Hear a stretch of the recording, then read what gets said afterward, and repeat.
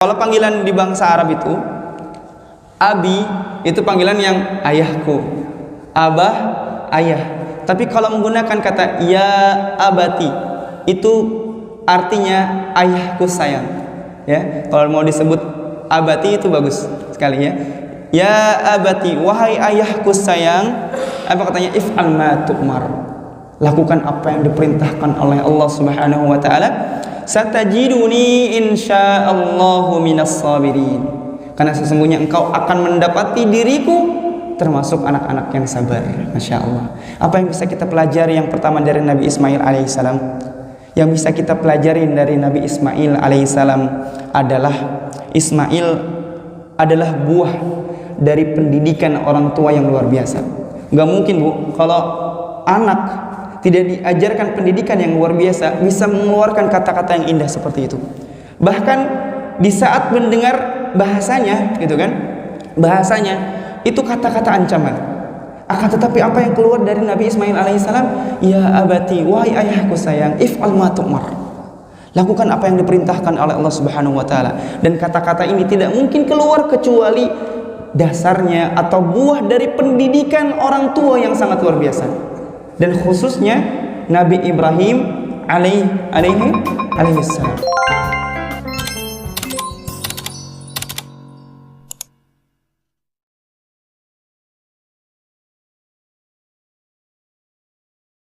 Bismillahirrahmanirrahim.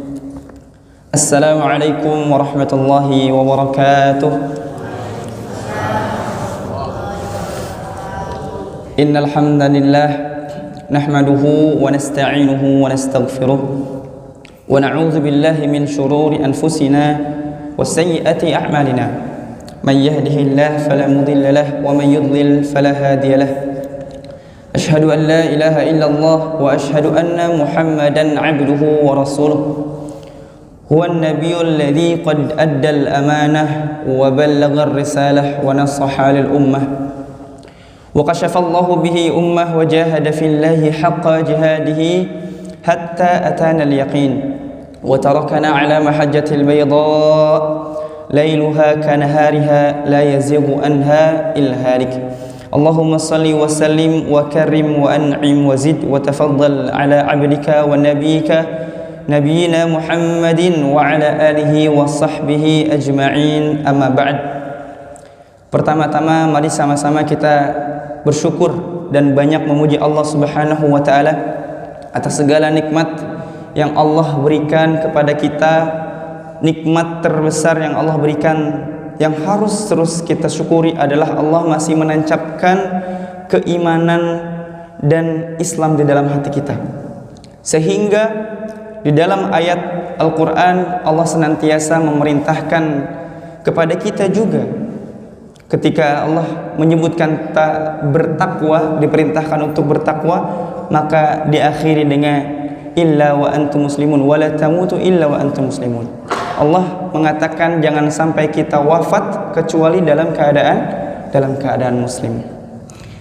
Nikmat terbesar selanjutnya juga Allah Subhanahu wa taala memberikan kita nikmat sehat, nikmat taufik dan hidayah, sehingga Allah Subhanahu wa taala memudahkan kita melangkah ke masjid, melaksanakan salah satu kewajiban kita selaku orang muslim, yaitu salat subuh berjamaah. Dan insyaallah kita akan melanjutkan untuk sama-sama belajar sampai waktu syuruk insyaallah taala. Salawat serta salam semoga terus tercurahkan kepada baginda Nabi besar Muhammad sallallahu alaihi wasallam. Semoga juga sampai kepada keluarganya, kepada para sahabatnya, anak-anaknya, dan juga mudah-mudahan sampai kepada kita selaku penerus risalahnya, penerus dakwahnya, yang senantiasa berusaha untuk mengikuti sunnah-sunnahnya di dalam kehidupan kita.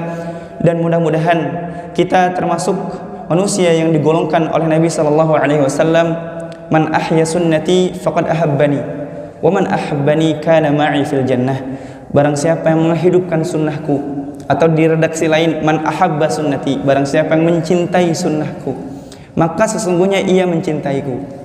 Dan barang siapa yang mencintaiku, maka dia akan bersamaku di surga. Mau sama Nabi SAW di surga, Bu? Mudah-mudahan dengan menghidupkan sunnah Nabi, dengan senantiasa mencintai Nabi, Nabi SAW menjanjikan kalau kita cinta sama Nabi, terus menghidupkan sunnah Nabi, maka kita akan bersama Nabi SAW di surga. Karena Nabi SAW juga pernah bersabda, dan ini hadis yang paling menakjubkan bagi sahabat Anas bin Malik. Nabi SAW itu pernah bersabda bahwasannya, anta ma'aman ahbabta, engkau di surga nanti bersama orang-orang yang engkau cintai. Maka cinta terbesar kita setelah Allah Subhanahu wa taala siapa seharusnya? Nabi SAW. Ketika kita mencintai Nabi SAW, maka kita akan bersama dengan orang-orang yang kita cintai. Amin ya rabbal alamin. Yang kami hormati Ketua DKM Masjid Al-Barkah, kita doakan semoga Allah Subhanahu wa taala mudahkan urusan beliau, panjangkan umur beliau di dalam keberkahan, dan dijadikan keluarganya keluarga yang sakinah mawaddah warahmah. Tak lupa juga kepada para pengurus Masjid Al-Barkah yang tidak bisa Al-Fakir sebutkan satu persatu, tapi sama sekali tidak mengurangi rasa hormat Al-Fakir kepada para pengurus. Mudah-mudahan Allah juga mudahkan urusannya, panjangkan umurnya di dalam keberkahan, dan Allah Subhanahu wa taala senantiasa berikan rezeki yang halal. Dan kepada Bapak jamaah dan Ibu semua yang kita juga berdoa di pagi ini, karena doa di pagi-pagi itu disaksikan oleh para malaikat, apalagi kita setelah melaksanakan salat subuh berjamaah, kita berdoa sama Allah Subhanahu wa taala agar Allah senantiasa mudahkan urusan kita, senantiasa dimasukkan ke rumah kita rezeki-rezeki yang halal-halal saja, dipanjangkan umur kita, tapi panjangnya dengan keberkahan, panjangnya dengan istiqamah, dan panjangnya dengan kebaikan. Dan mudah-mudahan juga Allah Subhanahu wa taala menjadikan rumah tangga kita rumah tangga yang sakinah mawaddah warahmah, lahir dari rahim istri-istri kita, istri kita maksudnya, anak-anak yang salih dan salihah dari sulbi suaminya, anak yang salih dan salihah. Amin ya rabbal alamin. Karena salah satu Pak yang harus kita takuti, yang harus kita waspadai, disebutkan di dalam Al-Quran, adalah ketika kita meninggalkan generasi setelah kita, generasi yang lemah. Allah firmankan di dalam surat An-Nisa ayat 9, di mana Allah Subhanahu wa taala berfirman, wal yakhshal ladzina law taraku min khalfihim dzurriyyatan dhi'afan khafu 'alaihim. Hendaklah kalian semua takut sekiranya kalian meninggalkan generasi-generasi, anak-anak, cucu-cucu setelah peninggalan kalian, dzurriyyatan dhi'afa, cucu-cucu atau anak-anak yang lemah, cucu-cucu atau anak-anak yang buruk, generasi-generasi yang tidak bermanfaat bagi bangsa, nusa, dan agama. Na'udzubillahi min dzalik. Maka kita senantiasa harus terus berdoa agar anak cucu kita dijadikan Allah Subhanahu wa taala anak yang salih dan salihah. Maka insya Allah pada pagi hari ini kita akan sama-sama belajar, kita akan sama-sama sharing terkait dengan pelajaran yang sangat luar biasa yang masih hangat sekali kita lalui, yaitu kisah Nabi Ismail alaihi salam untuk anak-anak Gen Z. Insyaallah anak-anak Gen Z itu anak-anak zaman sekarang yang harus senantiasa kita bimbing dengan penuh kesabaran, harus kita bimbing dengan penuh perhatian dan ketundukan. Insya Allah. Siap Bu? Siap ya? Kalau udah tenang-tenang, berarti atau ngantuk-ngantuk, nah itu masuk hadis yang pernah dibaca sebelumnya. Kalau berarti pelajaran sudah masuk ke dalam hati, atau Allah Subhanahu wa taala sudah masukkan rahmat di dalam hati kita, insyaallah. Baik para jamaah yang dimuliakan Allah Subhanahu wa taala, tak lupa Allah Subhanahu wa taala memberikan nikmat kepada kita semua, di mana Allah masih memberikan kita umur untuk melewati hari yang luar biasa. Hari apa itu? Hari yang disebutkan oleh Nabi SAW, ma min ayyamin al-amalu salih fiha ahabbu ilallah illa min hadhil ayyam. Tidak ada hari yang seseorang beramal salih di dalamnya yang itu sangat dicintai oleh Allah Subhanahu wa taala kecuali hari-hari ini. Cluenya tadi dibaca, tapi ayatnya tadi tidak dibaca. Tapi ada di surat Al-Fajr, yaitu di 10 hari awal di bulan Dzulhijjah. Ketika kita berbuat kebaikan, kita sholat, kita sedekah, kita berpuasa, semuanya pasti dicintai oleh Allah Subhanahu wa Ta'ala. Tapi ada hari-hari yang Allah langsung sebut melalui lisan Nabi Sallallahu Alaihi Wasallam, kalau hari itu harinya paling dicintai oleh Allah Subhanahu wa Ta'ala. Dan itu terjadi di 10 hari kemarin yang sudah kita lewati. Ini hari ke-13, yaitu di hari 10 hari awal Dzulhijjah. Kalau kita beramal saleh di situ, Pak, kita beramal saleh di 10 hari itu, maka itu adalah 10 hari atau amal saleh yang paling dicintai oleh Allah Subhanahu wa Ta'ala dibanding dengan amal-amal saleh yang lain di bulan-bulan yang lain. Hatta di bulan Ramadan, apalagi di 10 hari terakhir Ramadan. Makanya para ulama itu berbeda pendapat. Mana yang paling mulia, 10 hari di akhir bulan Ramadan atau 10 hari di awal bulan Dzulhijjah? Maka diambil kesimpulan kalau 10 hari terakhir di bulan Ramadan itu mulianya malamnya, karena malamnya ada malam Lailatul Qadar. Kalau 10 awal Dzulhijjah itu mulianya di siangnya.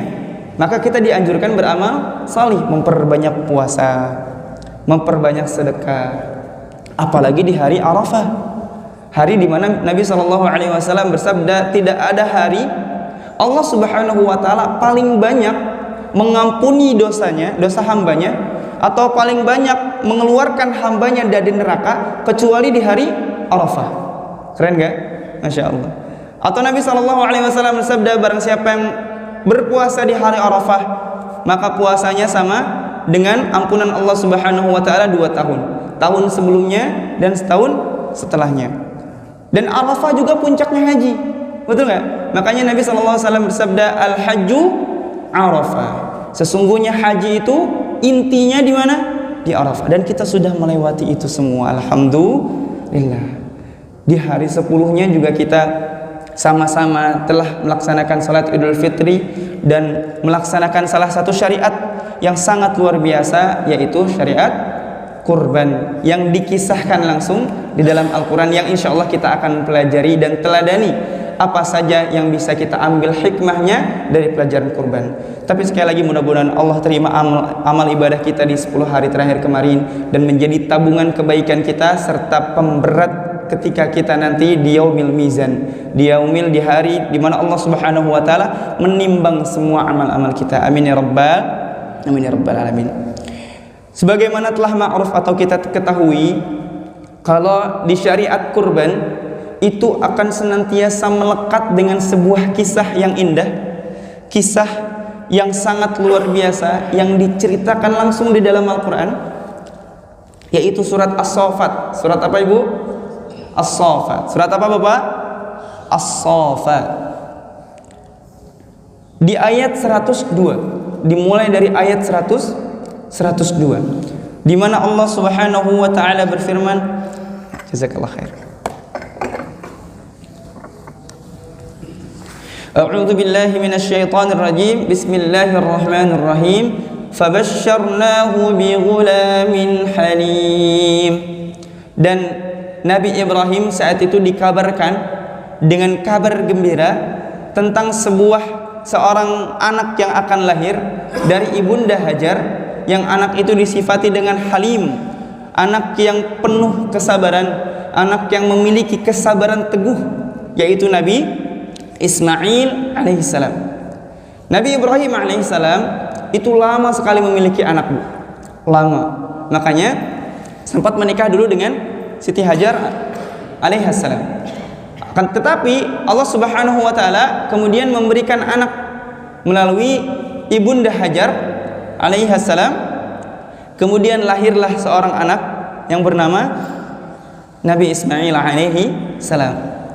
Akan tetapi di ayat selanjutnya Allah Subhanahu wa Ta'ala berfirman, falamma balagha ma'ahu as-sa'ya, ketika Nabi Ismail alaihissalam beranjak dewasa, beranjak remaja. As-sa'ya itu diartikan sebagai masa-masa yang mampu untuk bekerja bareng-bareng sama Nabi Ibrahim alaihissalam.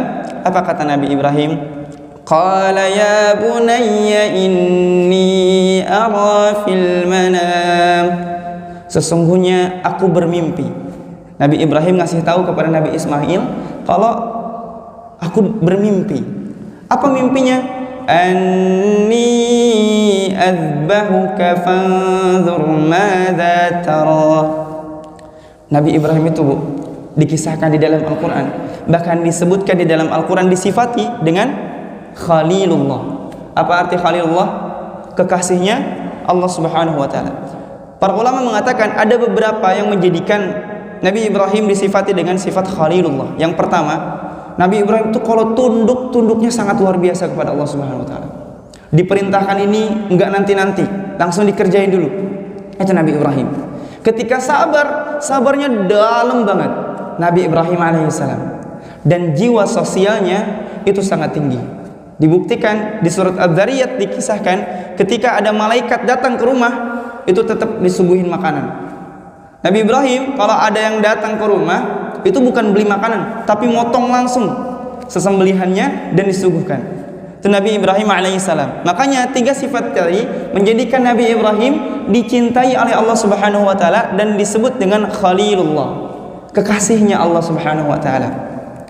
Dan selanjutnya Allah Subhanahu wa ta'ala memberikan mimpi kepada Nabi Ibrahim alaihissalam.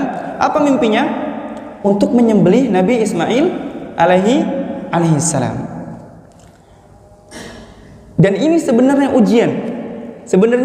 ujian dari Allah Subhanahu wa ta'ala. Apakah Allah meminta Nabi Ibrahim membunuh Nabi Ismail? Tidak. Tapi ini adalah ujian Nabi Ibrahim alaihissalam. Apakah Nabi Ibrahim juga mampu, berani untuk melepaskan kepemilikannya Nabi Ismail alaihissalam setelah lama penantian pengen banget punya anak. Tetapi ketika anak itu sudah lahir, anak itu sudah beranjak dewasa, Allah Subhanahu wa ta'ala pengen meminta Nabi Ismail. Nabi Ibrahim berani atau enggak? Itu inti dari kisah ini yang nanti akan menjadi syariat kurban. Nabi Ibrahim alaihissalam tidak diminta oleh Allah Subhanahu wa ta'ala membunuh Nabi Ismail alaihissalam. Tapi Nabi Ibrahim diperintahkan oleh Allah Subhanahu wa ta'ala untuk menghilangkan sifat-sifat kepemilikan, karena semuanya milik Allah Subhanahu wa ta'ala. Maka setiap kita itu sebenarnya Ibrahim. Setiap kita siapa? Ibrahim. Dan setiap Ibrahim memiliki Ismail. Ismail kita mungkin harta kita, Ismail kita mungkin keluarga kita, Ismail kita mungkin jabatan kita, Ismail kita mungkin ego kita. Makanya ketika ada pensyariatan kurban, kita diuji oleh Allah Subhanahu wa ta'ala. Apakah kita berani untuk mengeluarkan harta demi berkurban? Karena Nabi SAW juga bersabda, barang siapa yang memiliki keluasan harta kemudian mendapati hari kurban, akan tetapi dia tidak mengeluarkan uang untuk berkurban, fala yaqrabanna musallana, maka jangan pernah mendekati tempat sholat kami. Keras ya. Kalau kita punya harta tapi tidak kita keluarkan untuk kurban, kata Nabi, jangan dekati tempat sholat kami. Karena sungguh luar biasa tentang syariatan kurban ini. Maka kita lanjutkan. Nabi Ibrahim alaihissalam tidak diminta untuk membunuh Nabi Ismail, akan tetapi diminta untuk menghilangkan rasa kepemilikan. Maka apa jawaban Nabi Ismail alaihissalam yang bisa kita teladani dari Nabi Ismail alaihissalam? Beliau mengatakan, qala ya abati if'al ma tu'mar. Wahai ayahanda kesayanganku, lakukanlah apa yang diperintahkan. Masya Allah. Kalau terjadi gitu, na'udzubillah, tidak mungkin terjadi ya, dan tidak mungkin ada lagi seperti itu. Gimana kalau seorang ayah menyampaikan, nak, aku mau menyembelih kamu, anaknya pasti kaget, Bu, ya kan? Gak mungkin mau. Tapi apa Nabi Ismail alaihissalam? If'al ma tu'bar. Bahkan menggunakan kata ya abati. Ini panggilan luar biasa, Pak. Kalau panggilan di bangsa Arab itu, abi itu panggilan yang ayahku, abah ayah. Tapi kalau menggunakan kata ya abati, itu artinya ayahku sayang. Ya, kalau mau disebut abati itu bagus sekali ya. Ya abati, wahai ayahku sayang. Apa katanya? If'al ma tu'mar. Lakukan apa yang diperintahkan oleh Allah Subhanahu wa ta'ala. satajiduni insyaallahu minas sabirin. Karena sesungguhnya engkau akan mendapati diriku termasuk anak-anak yang sabar. Masya Allah. Apa yang bisa kita pelajari yang pertama dari Nabi Ismail alaihissalam?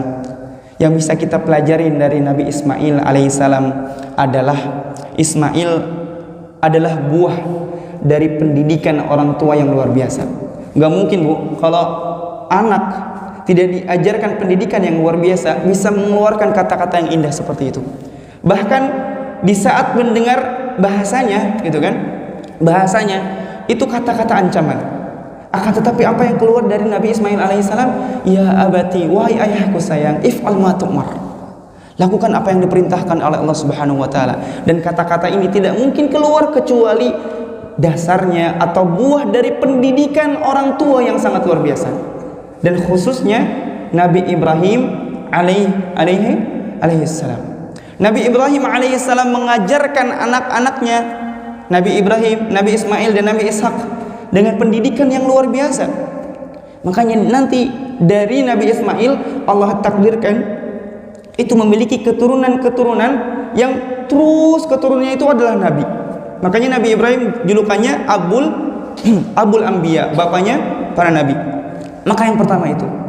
Dan ini hikmah yang penting bagi kita selaku orang tua untuk terus mencontoh Nabi Ibrahim alaihissalam. Kalau kita pengen punya anak-anak yang baik, punya anak-anak yang solih, maka peran orang tua langsunglah yang mengubah karakter mereka. Peran orang tua terkhusus ayahlah yang akan menjadikan mereka anak yang solih atau anak yang baik, anak yang berbakti atau tidak berbakti kepada orang tuanya. Kenapa? Karena di dalam Al-Quran dikisahkan banyak sekali kisah. Ada 22 ayat di dalam Al-Quran yang menyebutkan pendidikan orang tua dan anak atau komunikasi antara orang tua dan anak. Tahu nggak Bu? 17 ayat menceritakan tentang pendidikan atau komunikasi ayah dengan anaknya. 17 dari 22 ayat, 17 ayatnya menceritakan komunikasi seorang ayah dengan anaknya.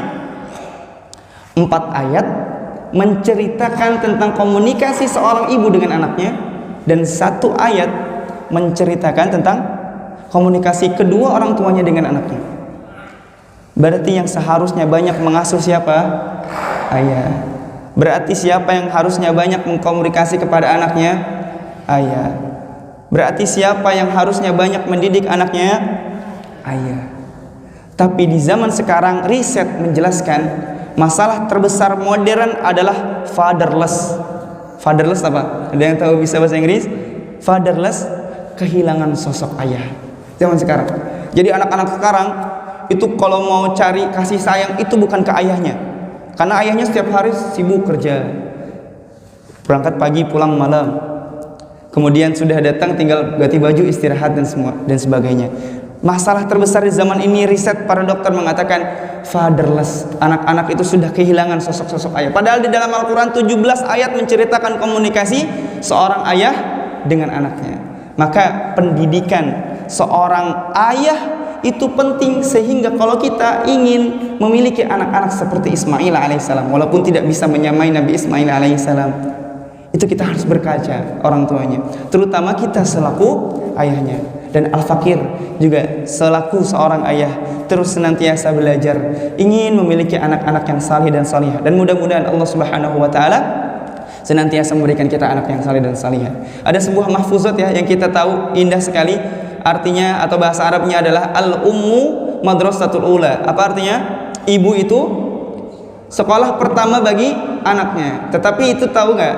Itu dipotong kalimatnya karena masih ada lanjutannya. Al-ummu madrasatul ula wal abu mudiruha. Itu panjangnya Pak. Ibu adalah sekolah pertama bagi anak dan ayah adalah kepala sekolahnya. Itu. Makanya ketika seorang anak itu sekali lagi pengen baik, maka sekolah pertamanya di ibu, ayahnya adalah mencatat apa yang perlu diajarkan kepada anak, setorkan kepada ibu, atau ajarkan ibunya, maka insya Allah nanti ibunya akan mengajarkan kepada anak-anaknya. Itu yang pertama yang bisa kita pelajari dari Nabi Ismail alaihissalam. Pentingnya pendidikan dari seorang ayah, terutama akan melahirkan anak-anak yang salih dan salihah, akan melahirkan anak-anak yang penuh hikmah. Dan yang kedua yang bisa kita pelajari dari Nabi Ismail alaihissalam adalah pentingnya menghabiskan masa muda kita, anak-anak Gen Z, itu dengan ketaatan kepada Allah Subhanahu wa Ta'ala. Dibuktikan dengan Nabi Ismail alaihissalam, dikisahkan di surat Al-Baqarah, Nabi Ibrahim dan Nabi Ismail saat itu membangun Ka'bah. Ada kisahnya ya. Jadi Ka'bah itu pernah hancur karena bah atau banjir yang pernah datang, musibah Nabi Nuh alaihissalam. Nah kemudian Allah Subhanahu wa Ta'ala memerintahkan Nabi Ibrahim untuk membangun kembali Ka'bah. Ayatnya keren. Dari segi bahasa itu bisa dimaknai kalau Nabi Ismail itu hanya membantu Nabi Ibrahim. Karena ayatnya dikatakan dulu Nabi Ibrahim sebagai usahanya, kemudian disebutkan Nabi Ismail. Kata para ulama seperti itu. Ayatnya adalah wa idz yarfa'u Ibrahimul qa'ida minal baiti wa Ismail. Tidak disebutkan wa idz yarfa'u Ibrahim wa Ismail qa'id. Gitu ya. Kalau disebutkan subjek dulu, kemudian pekerjaannya, kemudian ada subjek lagi, maka katanya subjek pertama itu usahanya lebih berat dari subjek yang kedua. Tapi kalau contohnya seperti tadi ya di luar Al-Quran, wa idz yarfa'u Ibrahim wa Ismail qa'id al-bait gitu kan, maka itu berarti porsi kerjanya sama. Karena Nabi Ismail alaihissalam saat itu masih kecil, kemudian melihat Nabi Ibrahim membawa batu-batu untuk meninggikan bangunan Ka'bah, maka ada inisiatif yang luar biasa dari Nabi Ismail. Kalau zaman sekarang mungkin ya, anak-anak kalau melihat bapaknya kerja, bapaknya lagi melakukan aktivitas, mungkin sibuk main. Tapi bedanya Nabi Ismail alaihissalam, dan lagi-lagi ini didikan orang tua yang sangat luar biasa. Melihat Nabi Ibrahim alaihissalam membawa batu, inisiatif langsung membawa batu yang lain, yang kecil-kecil. Nabi Ibrahim alaihissalam kemudian membangun Ka'bah. Tempat berdirinya Nabi Ibrahim, bekasnya disebut dengan Maqam Ibrahim. Nabi Ismail alaihissalam membawa batu-batu yang disebut hajar. Hajar itu batu. Kalau hajar itu sudah dijadikan sebuah bentuk, maka itu disebut hujrah dalam bahasa Arab, ruangan. Kalau hujrahnya banyak, nanti jadi hujurat. Ada satu surat di dalam Al-Quran disebut dengan Al-Hujurat. Ruangan yang dibuat oleh Nabi Ismail alaihissalam disebut dengan Hijr Ismail. Walaupun sekarang sudah tidak ya, tidak ada bangunan. Dulu itu bangunan. Nah kemudian pernah terjadi banjir lagi, yang itu menjadikan Ka'bah itu hancur lagi. Dan itu di masa jahiliyah, di masa kaum Quraisy, itu kebingungan, tidak ada dana. Makanya membangunnya seadanya saja dan hanya menggunakan dana-dana halal. Masa jahiliyah aja menggunakan Ka'bah, mereka itu sepakat kecuali menggunakan dana-dana yang halal. Nah karena dana halalnya itu sedikit, maka saat itu Hijr Ismail tidak dibangun, tidak dikasih ruangan lagi. Akan tetapi itu menjadi sampai sekarang disengajai tidak dibangun. Hikmahnya adalah itu menjadi kebaikan untuk semuanya. Maka yang selanjutnya apa tadi? Masa muda, anak muda, kita belajar dari Ismail harus penuh dengan kebaikan. Nabi Ismail alaihissalam ketika kecilnya itu membantu langsung proses pembangunan Ka'bah. Dan di kisah tadi juga itu salah satu Nabi Ismail alaihissalam ketundukan yang sangat luar biasa kepada Allah Subhanahu wa Ta'ala. Mau disembelih dong.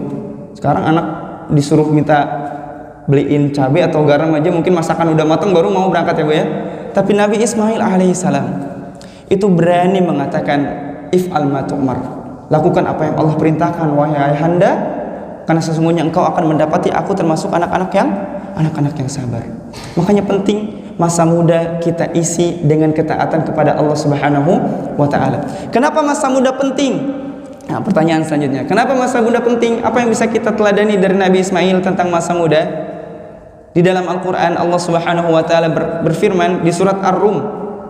Allah Subhanahu wa Ta'ala berfirman, Allahul ladzi khalaqakum min dha'fin thumma ja'ala min ba'di dha'fin quwwah. Sesungguhnya Allah Subhanahu wa Ta'ala telah menciptakan apa? Min dha'fin, keadaan ketika kalian itu lemah. Thumma ja'ala min ba'di dha'fin quwwah, kemudian ketika kalian lemah, engkau dijadikan kuat oleh Allah Subhanahu wa taala. Tsumma ja'ala min ba'di dha'fin, tsumma ja'ala min ba'di quwwatin dha'fa wa syaibah. Kemudian setelah Allah jadikan engkau masa kuat, Allah jadikan engkau masa lemah kembali dan beruban. Para ulama menafsirkan masa lemah yang pertama adalah masa balita, disebut masa yang lemah. Yang kedua disebut masa kuat, setelahnya itu masa muda. Jadi masa muda Allah Subhanahu wa taala langsung sebutkan masa muda disebut masa yang kuat. Pemuda kuat-kuat. Anak-anak zaman sekarang luar biasa. Makanya kita harus teladari dari Nabi Ibrahim, Nabi Ismail alaihissalam, kalau masa muda harus diisi dengan kebaikan.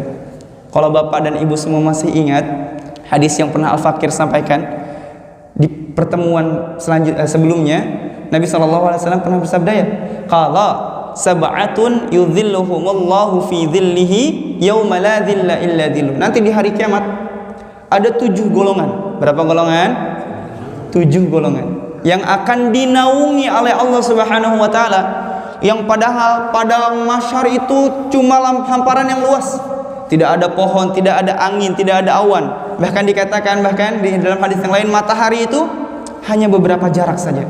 Tapi ada 7 golongan yang akan dinaungi oleh Allah Subhanahu wa taala, yang tidak ada naungan kecuali naungan dari siapa?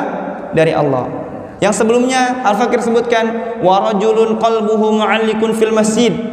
Orang-orang yang hatinya selalu rindu untuk terus berada di dalam masjid akan dinaungi oleh Allah Subhanahu wa taala. Yang selanjutnya apa kata Nabi sallallahu alaihi wasallam? Wasyabun nasa'a fi ibadatillah.